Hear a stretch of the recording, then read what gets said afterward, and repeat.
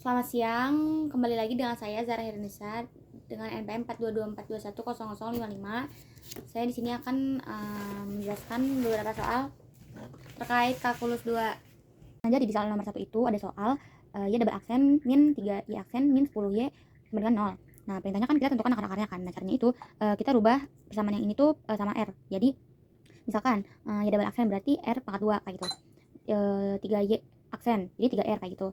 10Y jadi 10. Nah, di situ di solusi umumnya kita masukin yang ini yang udah diiniin. Nah, buat di solusi umum itu kita masukin ininya kayak YX sama dengan C1E pangkat R1X ditambah C2E pangkat R2X. Nah, di mana R1X-nya R1-nya itu udah ada 5 di dari sebelumnya kita udah hitung. Terus R2-nya itu min 2. Nah, setelah itu kita verifikasi memenuhi persamaan di awal atau tidak. Jadi kan kita udah tahu YX-nya itu ini yang tadi.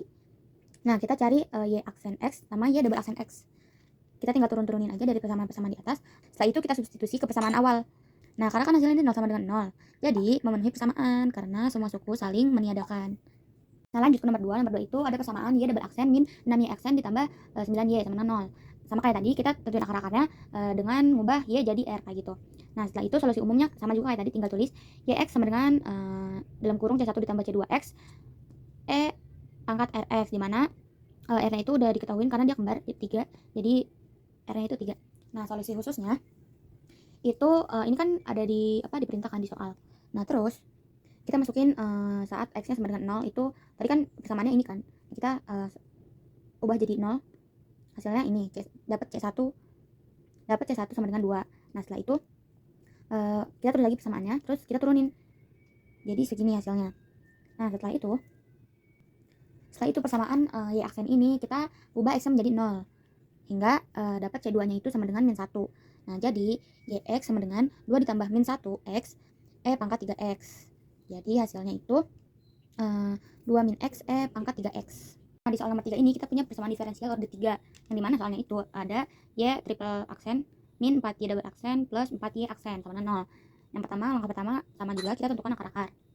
Kita ubah nih yang YY ini jadi R.